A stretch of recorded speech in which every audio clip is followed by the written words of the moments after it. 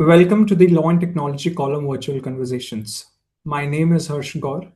I am founder and curator of the Law and Technology column at the Leaflet. Before we begin, let me just briefly introduce the Law and Technology column. This is a collaborative initiative between the Leaflet and Chanakya National Law University, and the idea behind it is simple but important. As we see that a lot of power today is no longer just with courts, legislatures, or regulators. It is increasingly embedded in technology, in algorithms, platforms, and data systems that are shaping how decisions are made and how rights are experienced. But legal thinking hasn't really kept pace with that shift. We tend to either celebrate technology or become skeptical of it. But what is often missing is serious legal engagement with it. We litigate after deployment, we regulate after disruption, and we theorize after harm. So, the idea of this column is to move that conversation forward a little more deliberately, to create a space where we can think through these questions more carefully from a developing country perspective, and also by learning from what is happening across jurisdictions, and more broadly, to bring together people working in this space, scholars, practitioners, and students, to engage with how technology is actually reshaping law and governance today. Ladies and gentlemen, today we are joined by Dr. Mitisha Gaur from London, United Kingdom. Dr. Gour is a lawyer and researcher working at the intersection of AI governance, data protection, and emerging technology regulation. She recently completed her PhD in artificial intelligence, where her work engages with a question that sits at the core of contemporary technology governance. Quote unquote, how do we meaningfully understand and evaluate automated decision making systems once they are deployed in real institutional settings?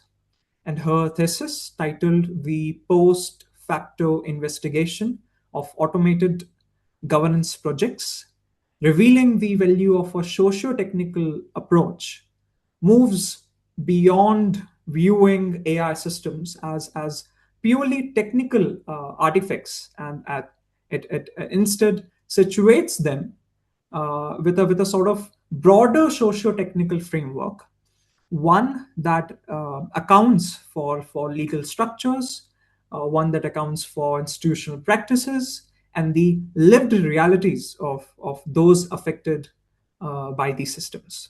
And alongside her academic work, she works with regulators and organizations across Europe and Asia on AI governance frameworks, on compliance strategies, on regulatory readiness, including in the context of EU AI Act and evolving global AI regimes. Her work, therefore, sits at the very intersection of theoretical clarity and institutional reality, which is precisely where many of the most pressing questions in AI governance today lie. So, welcome, ma'am, and thank you for joining us today. Thank you so much for such a kind introduction, Harsh, and thank you so much for having me here. Yeah. To begin with, ma'am, if we step back for a moment, one of the striking things today is how widely the term AI, artificial intelligence, is being used across, governance, startups, education, Mhm. and even in everyday conversations, right? But Yeah. often this usage is quite loose, and and different people, they seem to mean very different things when they refer to AI, and the term is used without a sort of a clear understanding of what it actually means. So, can you introduce AI as a concept to our listeners? Yeah, sure. I think this is a great first question to begin with because across my work, I've realized that there's a lot of different ways in which different sectors interpret artificial intelligence. So I think it'll be great for maybe people who are enthusiastic about AI to understand it as a family of technologies which sort of relies on advanced computational abilities to reach a conclusion. Broadly, this means that there's an algorithm that is programmed within some constraints to identify recurring patterns that exist in the data that has been fed to it. And based on these recurring patterns, the algorithm makes some conclusions which can affect the way an output of an AI system is presented in front of the user. But of course, the ability to understand or interpret patterns itself based on data is not enough, right? Like when human beings make decisions, we look at the context of things, we look at how important a particular aspect of decision making is versus how important another aspect is. For example, if I am trying to ascertain how many people, finish senior secondary education in India, I'm not going to go just based on the fact that because a lot of women or female children don't finish high school in India. That means that women are not adept at sort of learning better. It could also just mean that they are not given the same opportunities. And I feel like sometimes the statistical parroting of um, existing patterns within data sets can create a lot of confusion and harm in AI output, which is something that we see every single time there's a big fiasco associated with artificial intelligence and, algorithmic discrimination, as it's mostly called. Um, this is also where most of the issues with AI modeling emerge. The ability of a system to generate fair and trustworthy outputs based on its data, and the context in which the data is synthesized within an algorithm.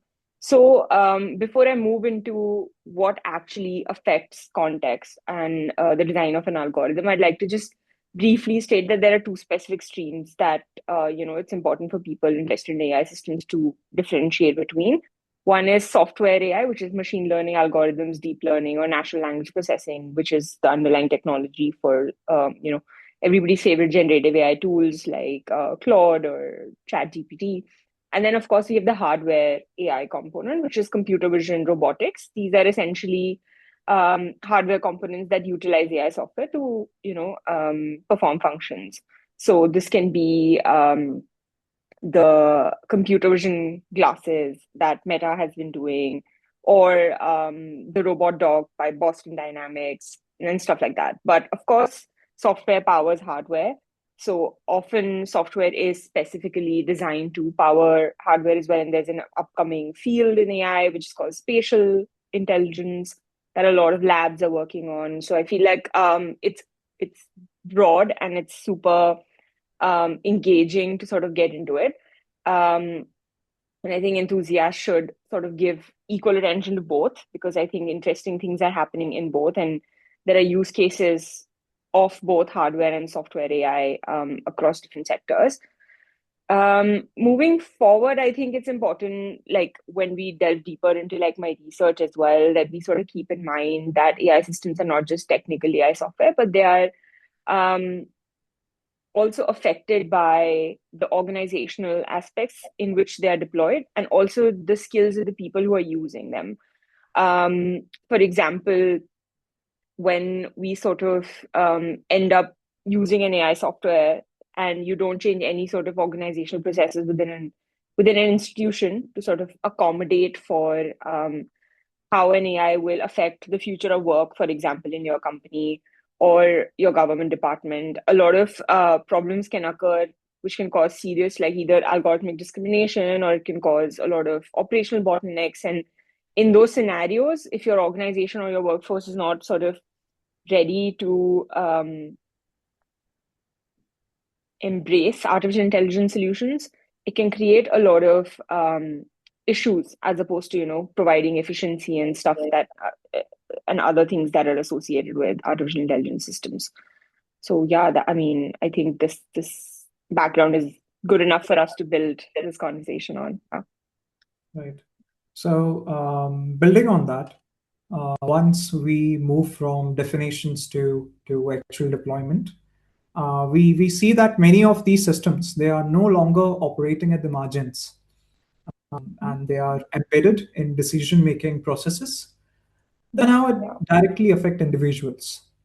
And at the same time, this, it raises a deeper question about whether we are still dealing with tools or something more structurally significant.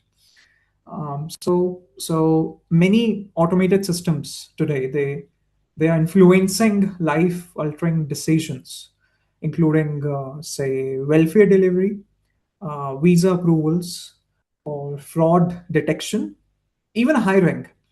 At what point does automation it become something more than just a tool for efficiency, and start reshaping institutional power and responsibility itself? I think this is a great question because it sort of positions AI as a tool in hands of people who are using it. So it sort of takes away from the all knowing or all sort of aspects of artificial intelligence. And it moves beyond sort of a tool for efficiency and starts reshaping institutional power when I feel that it is adopted without proper safeguards. So you think that adopting a tool is going to be enough for your organization to become efficient, so to say. You sort of do not understand whether adopting AI is even the correct answer for your particular organization because in my research, I've had the opportunity to do a lot of empirical analysis of government departments, especially across Europe and the UK.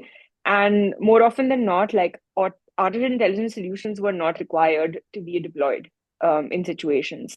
And Yeah, a simple advanced analytics or rule based methodology program would have been enough, but because of the buzzword quote unquote AI is right, the next step and all that kind of hype around the technology, I think a lot of people look to adopting AI as a technology and then they put a full stop right there. They don't see how it affects their ecosystem or whether an AI system is also something that they need.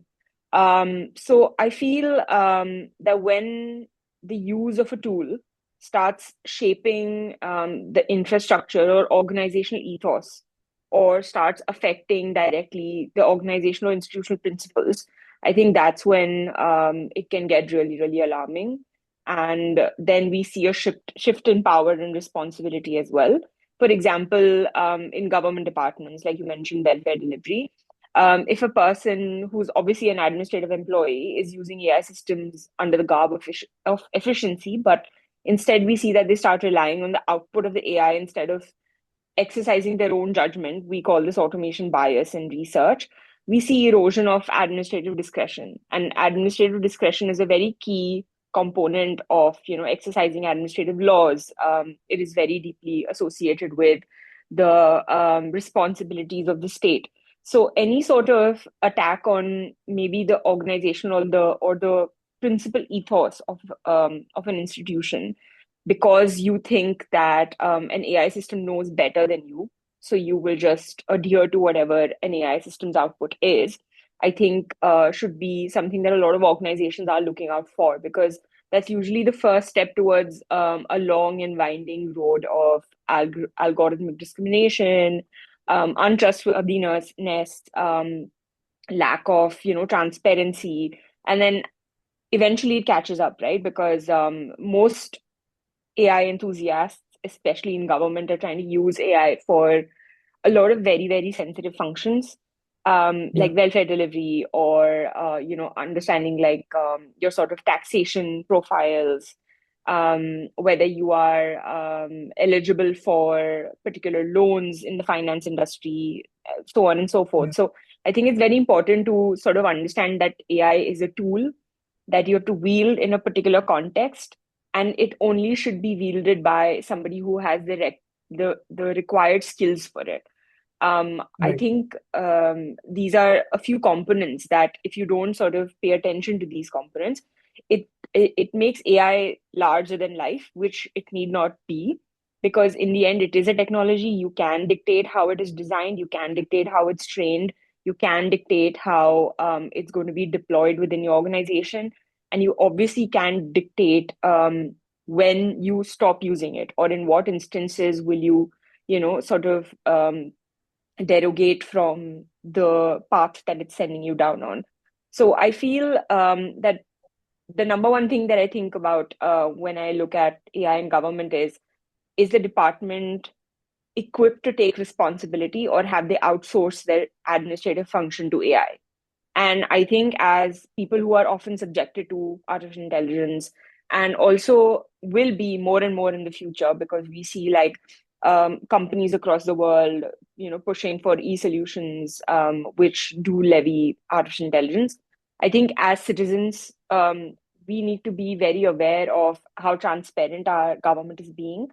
Do we see that there is proper channels for enforcing algorithmic accountability in the government departments? And these are things that the Right to Information Act, especially in India, can be very helpful for.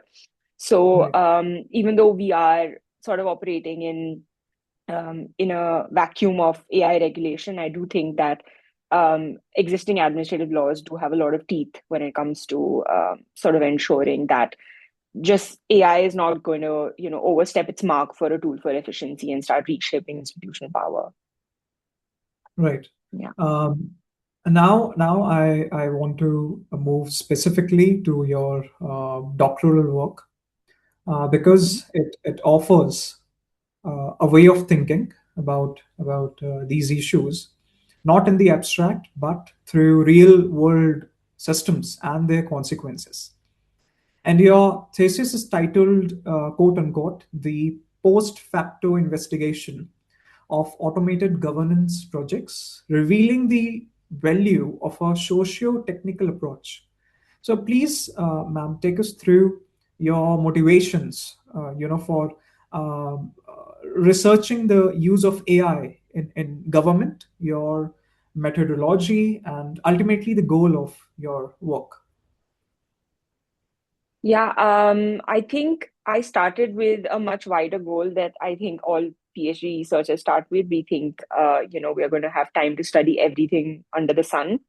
But in the end, I sort of wanted to know how I could make a true impact in the way AI is adopted. And the most direct impact that I saw of research work was the use of AI in government bodies, because it affects fundamental rights very, very directly. Mhm. B, by virtue of the fact that AI is being adopted by government bodies, there's a lot more information available in the public domain, which sort of strengthens the evidentiary value of my empirical research. So then I gravitated towards, researching what how AI systems are used in government, because I wanted it to be something that would lead to a tangible sort of product. Um, I wanted to study both, the regulatory aspects, the guidelines, soft laws internationally, as well as also pull in real world examples, like I said, empirical analysis. So I deployed a mixed methods approach, which was desk research and also, empirical research, like secondary empirical research. Um, the reason, or the ultimate goal of my thesis was to identify lessons that can be learned from failures of AI adoption in government, because I think this sort of post-mortem analysis of what went wrong in a particular institution, or how particularly things could have been done differently in order to ensure that the same mistakes are not repeated across the world, because bureaucracy or red tape, like we like to call it in India, there are a lot of commonalities across like governments of the world, no matter where they are. There's the same sort of, Yeah. government or cabinet ministry pressure that smaller regulators or like government departments end up having to succumb to. There's always somebody in the driving force, in the driving seat of, you know, um, government upgrades, or some tech enthusiasts who really just care about adopting the technology and nothing else. So I ended up sort of looking at a few case studies and trying to figure out through the information that was available in public domain what kind of mistakes or inflection points led to a gross violation of fundamental rights at the hands of algorithmic solutions that were used by these Right. governments. And also, another thing that I wanted to really, really focus on was, could these things have been avoided? So in doing that, like the title of my thesis also states, that I relied really heavily on sociotechnical approaches. Now, Yeah. what a sociotechnical system means, or what it means in the context of my thesis, is that I viewed artificial intelligence systems as inherently socio-technical systems, which means that they're made of technical components, which is, of course, the hardware and the software component of the AI system. The organizational components, which is the internal structure of the organization or the institution in which it is sort of deployed. So there are SOPs in each like government body, right? Or there are these sort of like preamble documents, or there are these guiding documents that sort of dictate the conduct of the department, and rules, guidelines, bylines, all that sort of stuff. So I also looked at AI through the lens of that. Like, are these organizational aspects or policies or SOPs changing in a way that would be conducive to adoption of AI or not? And how is AI being affected by these organizational processes? And then finally, I looked at the social components, which is the people who are adopting these AI systems. Are they literate enough in terms of technological, like AI aspects? Do they understand bias? Do they understand, trustworthiness? Is the AI system transparent enough for them to understand how or where it's deriving its insights from? And this was the lens, the socio-technical lens, made of three very specific components that I used in order to sort of investigate my case studies. And the results were very, very interesting, because, as expected, there was a lot of avenues in which, if there was this sort of coherence between these three aspects, like organization, technical, and social aspects, a lot of these fundamental right violations or instances of algorithmic discrimination would not have taken place. So, yeah, I think I was able to sort of synthesize my learnings into this sort of AI governance framework, which really helped me create a framework that could be used in the private sector as well as the public sector. So Right. yeah, I'm happy. I'm excited to talk more about that. Yeah. Yeah. On the continuing note, what I particularly find interesting in your work is that you don't just theorize. You actually attempt to study concrete failures in framework, which allows us to see patterns that might otherwise be missed. And you studied five real world AI failures, like including the Dutch SYRI system, the UK Post Office Horizon scandal, and of course the UK Home Office's visa screening model. So, what patterns did you find across these cases? And is there a common thread that explains why they failed? Yeah, thank you for that question. And I think for this, I'm gonna move our focus to the post office scandal that happened in the UK. Um, there was this Japanese company that was tasked with using AI softwares to create this accounting software, which was going to be used across post office locations. And there are hundreds and thousands of post offices across the UK. Just for a little bit of context, a post office in the UK, of course, is the post office. You can send parcels and mail and all that kind of stuff through it. But also, it performs a bunch of banking functions. You can have like current accounts there, and there's a lot of other sort of benefits that can be doled out through the post office. You can go to the post office and sort of collect benefits and all that kind of stuff. Um, However, this post office accounting software, for example, it was commissioned in the 1990s, like I mentioned, and there were some serious issues. Of course, a timeline was prescribed that before we go out of government, this software needs to be in play. Sure. Fujitsu, the Japanese company that was tasked with creating this software, um, I think did sound the alarm a lot of times. The employees in the post office scandal sounded the alarms a lot of times that this software is not ready, the architecture is not proper. I don't think we should go ahead with this. But all these sort of whistleblowing effects and stuff like that was not taken seriously. Then they put it into play. It's an accounting software. It was a machine learning based accounting software. It starts hallucinating. So, for instance, and I'll tell you exactly why that's problematic. For instance,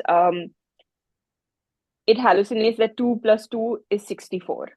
You go to the till, you find only 4 pounds there. But the algorithm is telling that there should be 64 pounds there.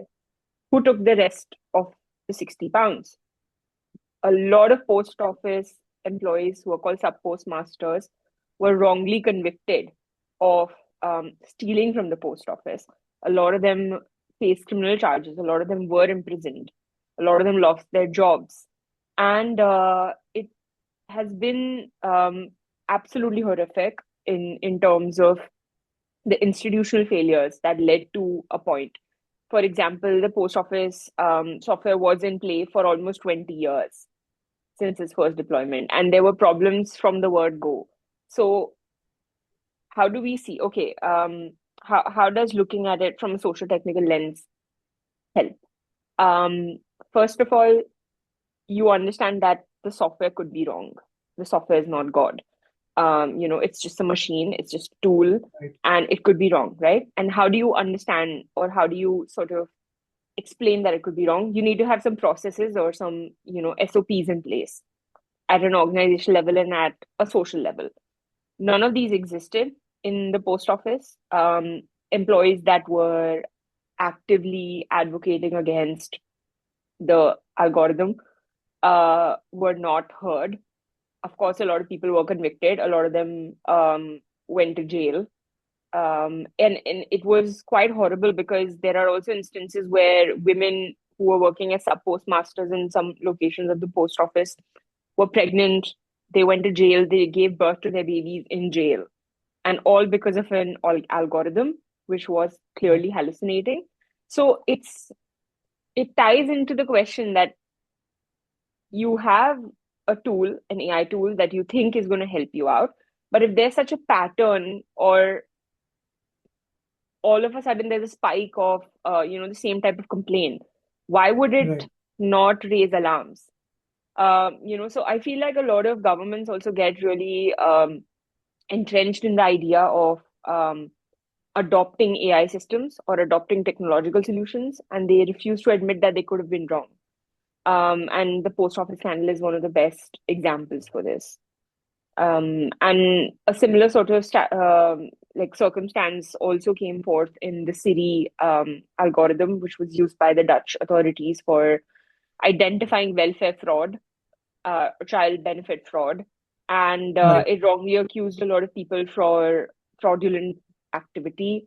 It was fed a lot of data, which was also not even relevant to um, unearthing this sort of financial fraud. So it did end up targeting a lot of people from who were immigrants from socioeconomically backward sort of backgrounds. And the same sort of story appeared there as well. Like a lot of people had to, sell their houses to pay the fines.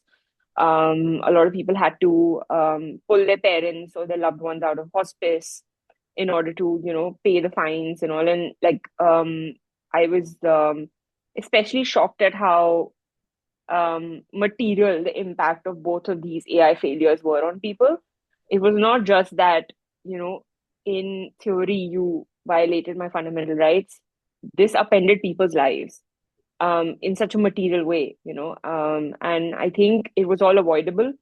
But because people get really, really entrenched in the idea of adopting AI systems only, and they don't think about how it's going to be embedded in their organization or what kind of people need to be using this, or AI literacy, for example. I think that really hurts the cause of administrative efficiency, because now you have created this black hole of fundamental right violations. and that's no good. Yeah. That's right.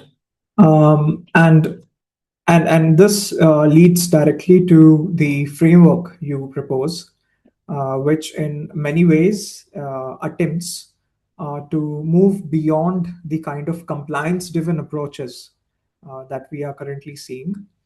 And your research and the governance framework, it makes a strong case for a socio-technical approach to trustworthy AI adoption.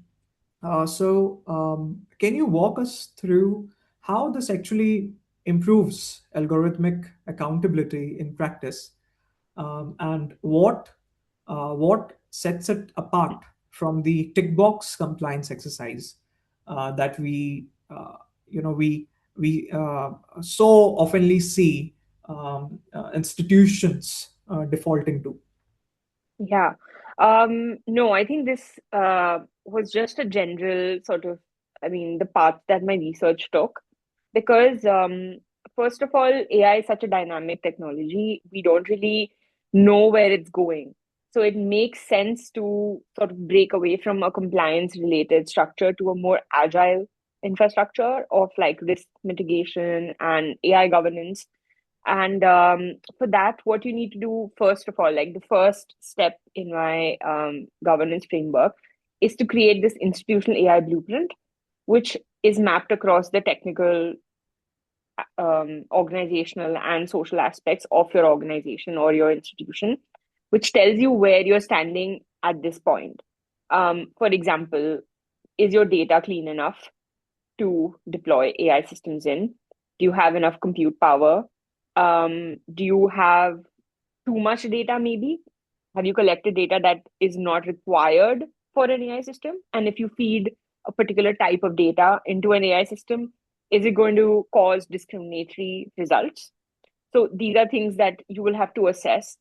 And then organizationally, maybe you need to assess, does your organization have adequate oversight mechanisms? Does it have adequate standard operating procedures to ensure that, if any sort of like issues happen with an AI system, there's a default to go methodology or a to go plan to mitigate any sort of risk? And then finally, what level of technical proficiency do people working in your organization have? Are they equipped enough to be left to operate AI systems, especially AI systems in sensitive, ecosystems or sensitive sort of streams? And once you create this sort of institutional AI blueprint, you realize what degree of work is required in order to sort of uh, move forward and safely adopt an AI system, because it sort of also pulls the focus from only the technical aspects, which is what I explained in the tunnel vision, or the scoping fallacy sort of answer. It helps Yeah. you not have tunnel vision only towards the technical infrastructure. It also pulls your focus to other aspects that will require money. They will require resources. They will require experts to come in and train. And how does that affect maybe technology as well? Is that if you know that you don't have adequate sort of AI literacy within your organization, for example, A, you create an AI system that will meet them halfway. You also train them better.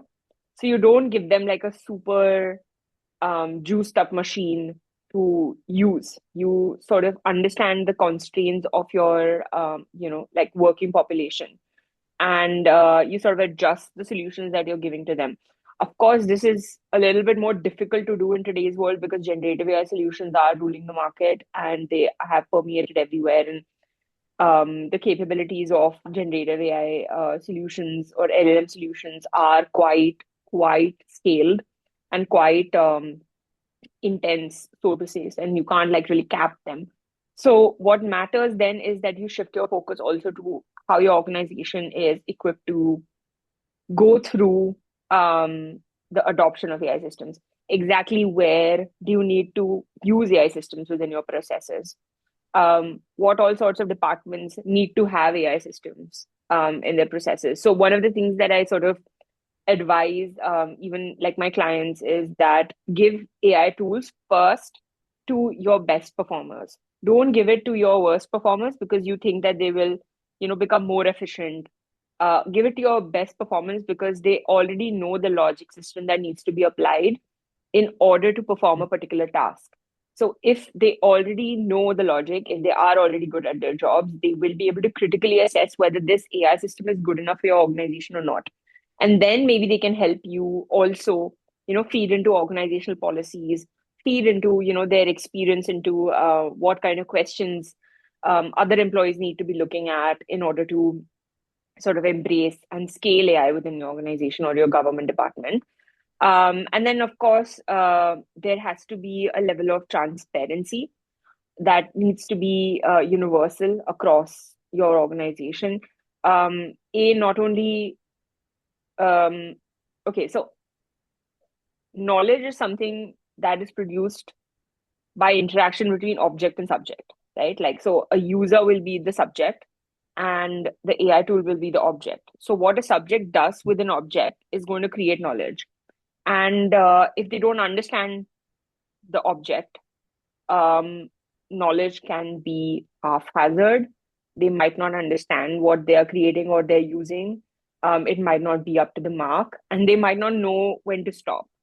Similarly, if there's no processes to sort of guide this interaction between object and subject, the final loser is, especially in the government departments, is the common man. And Right. the same tool that you have now bought into the organization to sort of make sure that you are, administratively efficient or are doing the best to, deliver public services is now your biggest challenger or the biggest impediment in your sort of work. So I think tick boxes or standardization is important for sure. I'm not taking away from that. Regulation is important. It has a significant role to play, especially when decision subjects decide to go to court or the black letter of the law is always present to sort of protect people from algorithmic harm or other sorts of damages. But applying that through an agile methodology or applying that to understand what all your government department or your private body department needs to do in order to be able to do that is where my research sort of fills that gap of AI governance. It is rooted in risk management. It is rooted in sort of understanding things from the perspective of maybe someone not entirely skilled in an AI system, because I think a lot of technical solutions are built on the premise that the person who's using them is going to be skilled enough. More often than not, it's not the case. And I think, yeah, the more you realize that, the better it is when you're thinking about adopting AI systems within your government. Yeah. Right. Another important thing is the emphasis on timing, not just what we do, but when we do it, right? And much of the current governance, it seems reactive, stepping in after systems are already in place. And one of your most striking arguments is the post hoc correction of algorithmic harm is often insufficient, that you can't simply fix or make amendments for a broken automated governance system after deployment. And why is that? And what does it mean for how institutions should approach AI adoption from the start? Yeah. I think the number one thing that the AI industry in general seems to be basing a lot of their methodology on is build fast, break things, build now, fix later. That's a lot of stuff, or that sort of tech enthusiasm or optimism that I was explaining before always comes to sort of, create more issues than solutions. And first of all, like through the data that I have seen, or through the testimonies that I have heard, and through my research, I've realized that, for instance, people who sort of were imprisoned, wrongfully imprisoned in the post office scandal, for example, even if they have been released from jail like 6 years down the line, that's 6 years of them away from society. Reintegration is such a big problem. The fact that they should have never been there in the first place is the biggest issue. So how do you make reparations for something like that? I mean, time and money you can, of course, like, pay back, or wrongful sort of, fines you can pay back. But what about the time component? What about, the human cost of algorithmic discrimination, which is so heavily felt, in all the cases that I have looked at. Especially in the UK, the visa screening algorithm, a lot of people were not able to travel to the UK to meet family and friends because, they were denied visa because they belong to specific countries, and the algorithm deemed that those specific countries are not like to be given the visa. So when I look at post hoc sort of reparations, I think they always fall short. And also, it takes a very long time for someone to figure out that algorithmic discrimination is involved. I think that's the other big component of it. Like the human cost, yes, a big component, but if I don't understand that I'm batting against an algorithmic agent, how do I go to the umpire and tell them that this is wrong? It's not possible. And this is one of the reasons why I always advocate for a very, very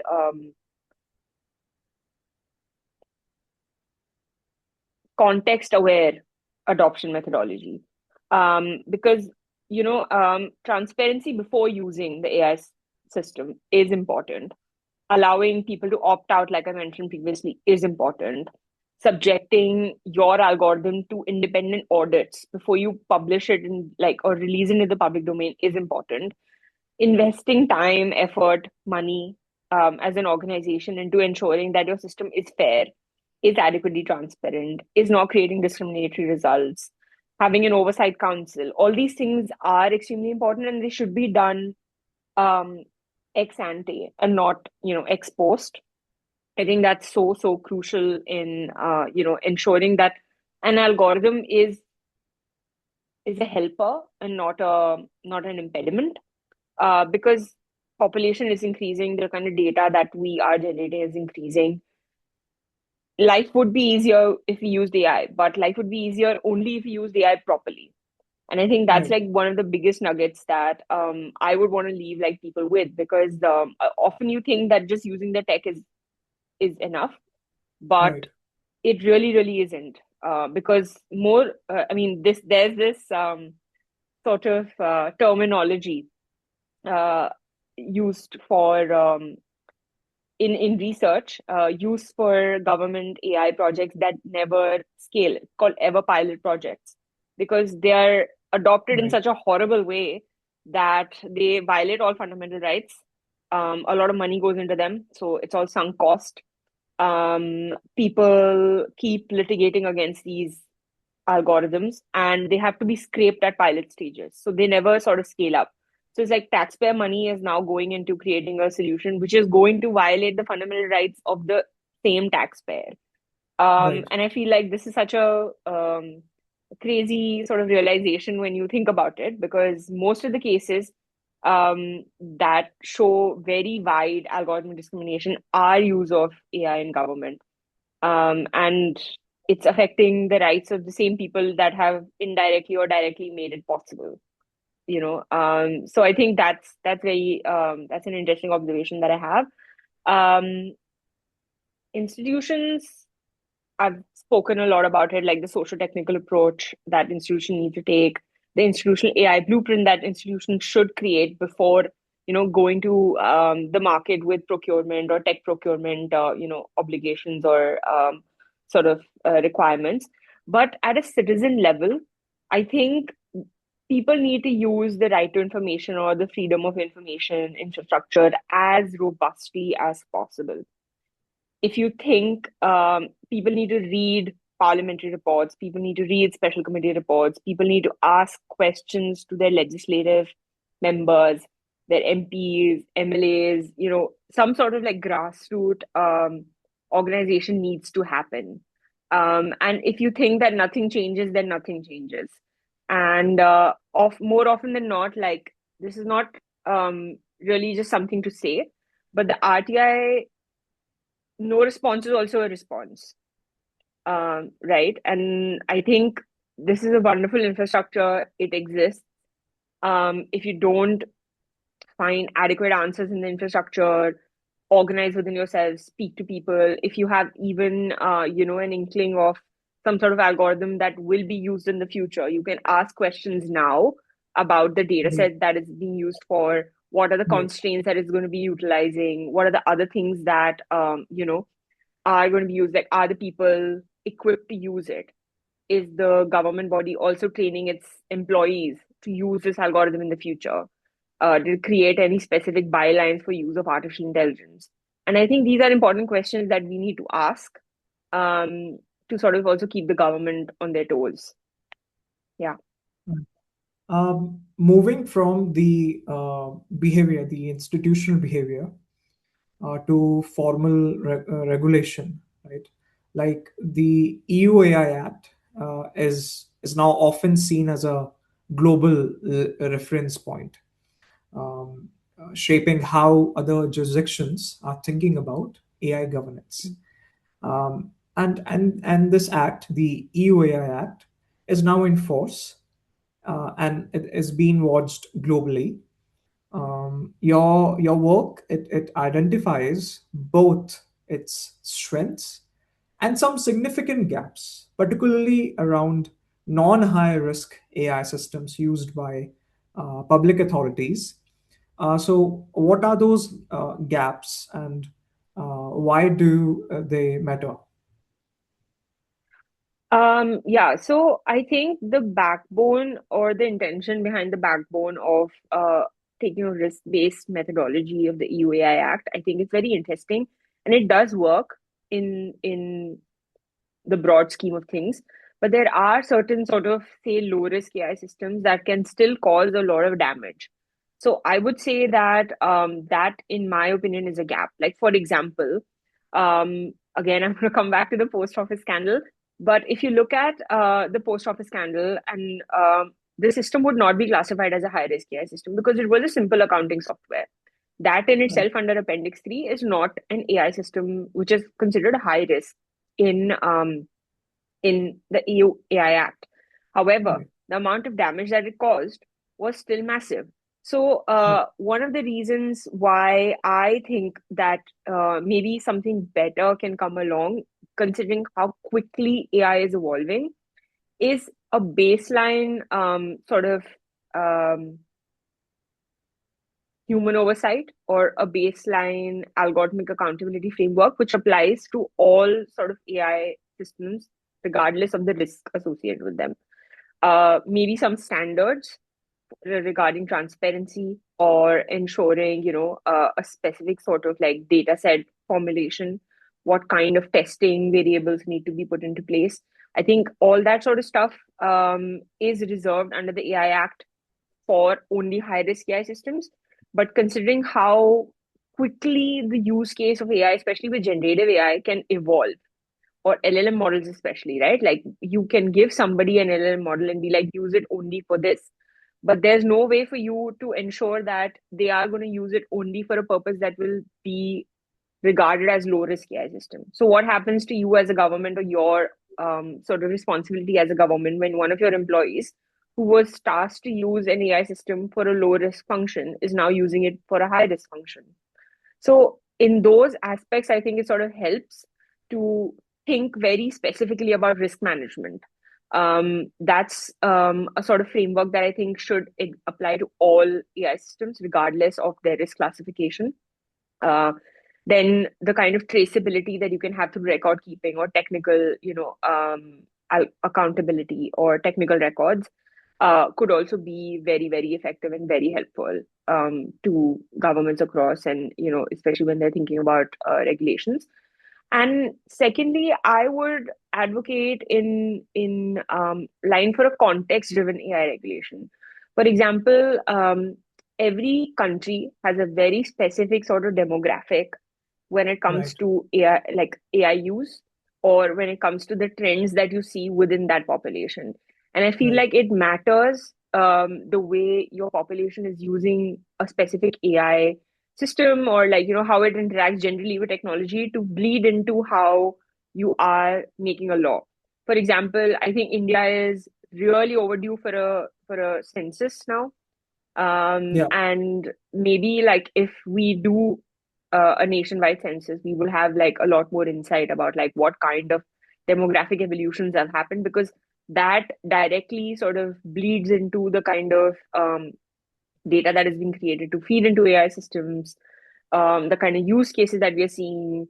Another thing that not a lot of regulations are looking at is the rights of AI workers, people who are working in data centers, doing so much annotation, labeling, who are basically the life force of the AI system industry, and they don't have a lot of rights.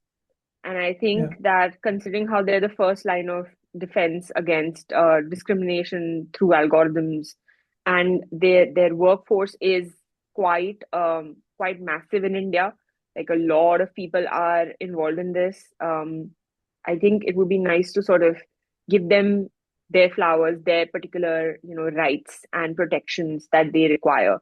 Um, and yeah, I think these are basically like two things that I think the government should think about very clearly when Right. looking at like AI regulation. Yeah. Yeah. So on the word context, and more broadly, as multiple jurisdictions begin to develop their own regulatory frameworks, there's always a tendency to look outward and borrow models, and sometimes without fully adapting them to local context, as you said.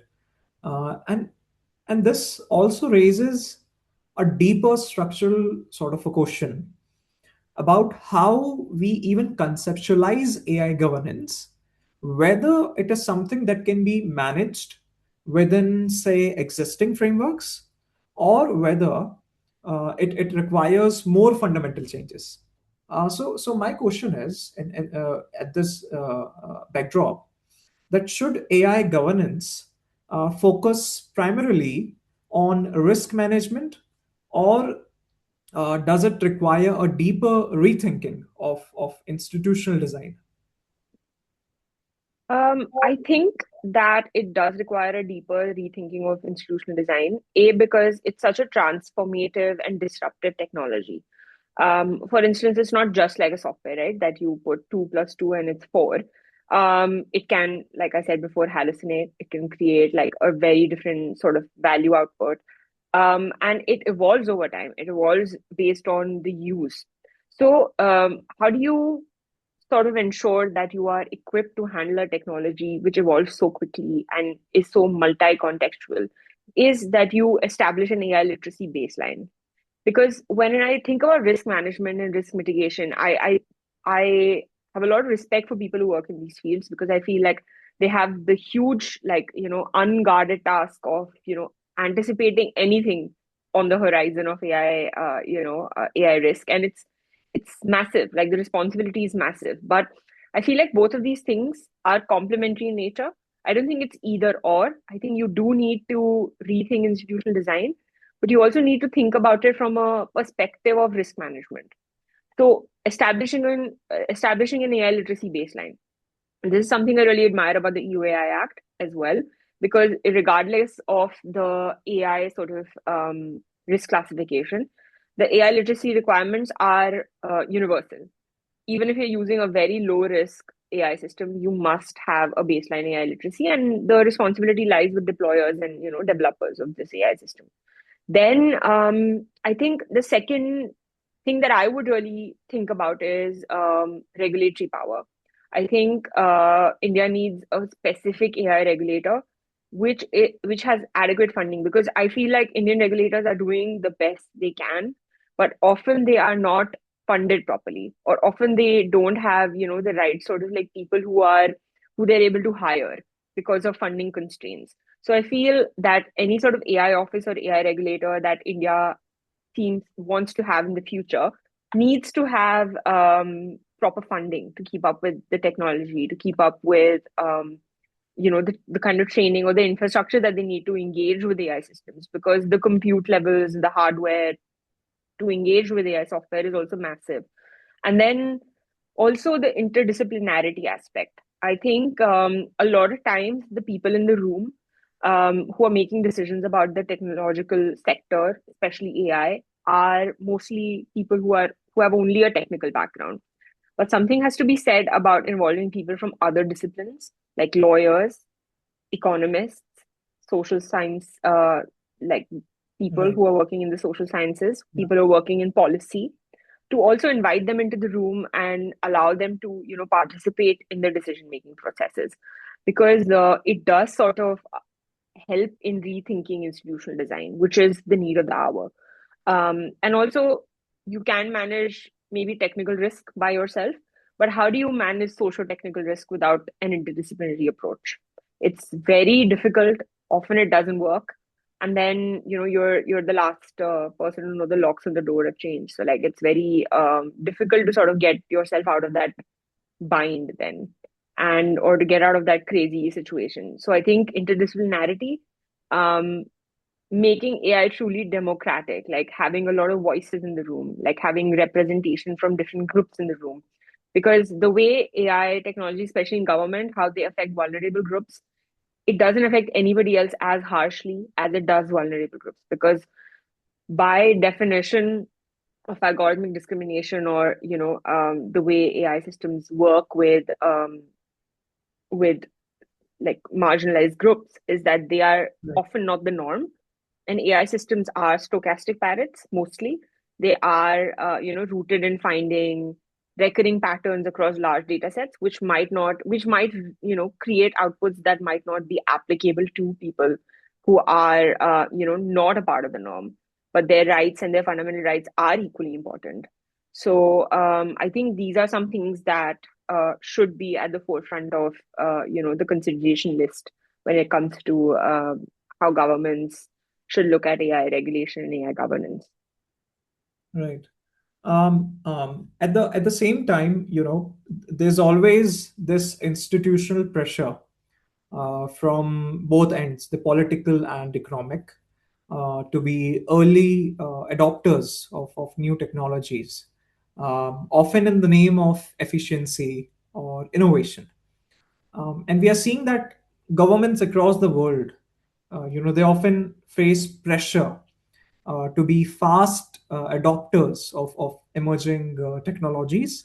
And your research shows that being a first adopter without adequate socio-technical planning is precisely what leads to AI failure and algorithmic harm. How do you strike that balance between innovation and protecting the rights of the most vulnerable? I think the key sort of way to approach this would be to ensure, especially, and I'm gonna like just contextualize my answer to AI and government, is that you truly search for citizen-centric solutions, or decision subject centric solutions. Because once you understand how it's going to affect the person at the end of the line, I think it's very easy to sort of adjust based on that information, the technical architecture, the human oversight obligations, the amount of transparency that you need to have, how you're going to have some sort of accountability with using the algorithm. And I think once you sort of also keep the citizen in center, it also helps you create this sort of operating procedure, or this AI guidelines or AI governance mechanism that can help you hit the pause button in terms of in instances of algorithmic discrimination before it's too late. So this would look like creating robust grievance redressal channels, um, allowing citizens to investigate or become a part of the AI auditing process. Like for instance, if you want to say if you have done some tech procurement for your government department, and before you um, deploy it, you carry out an AI audit. The results of the AI audit or the algorithmic audit are released in the public domain, and a proper sort of like participatory response can be recorded for from citizens. And then if there are some glaring errors, then those need to be honored by the government. And changes need to be made to the system before, or at least answers need to be given to the citizens before such a system that could potentially have issues is deployed in public domain. So I think citizen centric planning is extremely important. I have already mentioned the importance of having socio-technical planning, because if you don't have synergy across these three subsets of AI systems, it becomes very very difficult to create a balanced approach, and I think that can have a very material impact on fundamental rights, which one might not be able to remedy until much later. Another thing that I think at design stage would be figuring out what sort of human oversight mechanism works for your organization. Is it human in the loop, human in control, human on the loop? There's like hundreds of these. What level of human oversight do you want? How many stages of appeal mechanism should exist? What kind of randomized testing should happen? And then finally, I think transparency is extremely important. And if you don't think about transparency at the design stage, it becomes very difficult to embed later on, because it sort of dictates your choices of whether you want to use an intrinsically explainable model from the get go, because you want to provide adequate and very factual answers to your citizens regarding what is the internal logic system of the AI system that you have deployed. Or you want to go with the black box system, but then you need to ensure that your data set is proper, the variable constraints that you're using is proper, and you're not sort of hoarding data because you think something amazing is going to come out of more data. More often than not, in artificial intelligence systems, the more data that you have, the more unstructured or unreliable your output can become. We Right. saw this in the case of the Siri algorithm, where one of the main reprimands that the Dutch taxation authority got from the data protection authority in the Netherlands is that they were not abiding with the data minimization principle that was held in the GDPR. So, in simple speak, it means that they collected a lot more information and they collected a lot more data than they needed to, and they fed all this data into the AI system, the Siri system risk indicator AI system, Right. and that led to a lot of skewed or discriminatory results.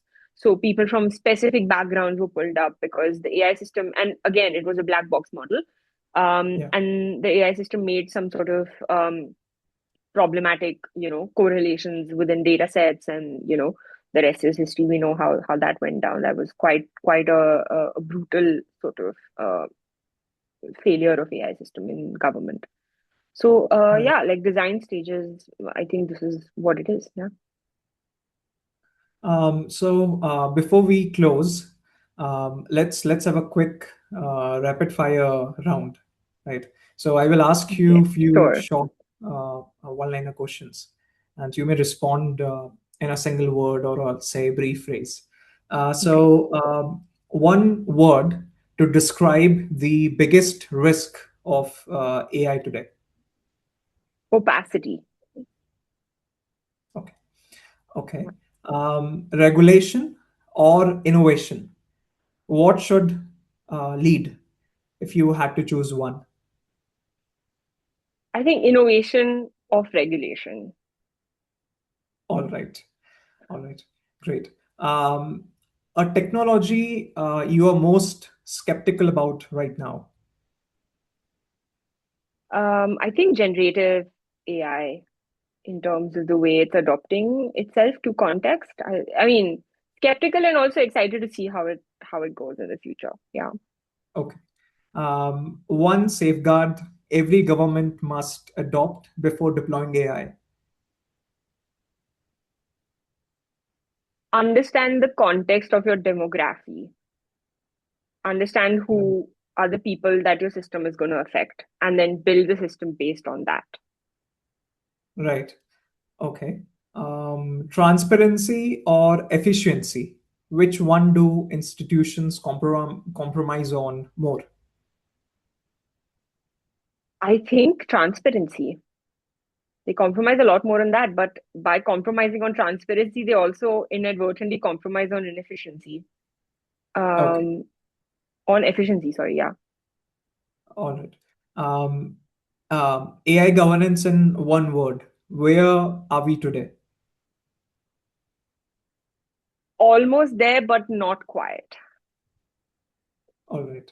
Okay. So that would be it for the day. And thank you, Dr. Gaur, for joining us today and for such a thoughtful and engaging discussion. And to our listeners, thank you for being with us. We'll continue to bring conversations that engage seriously with the evolving relationship between law and technology through the law and technology column at the leaflet. Do stay connected with us and follow the column for upcoming discussions and writing in this space. Thank you for listening. Thank you. Thank you so much, Harsh.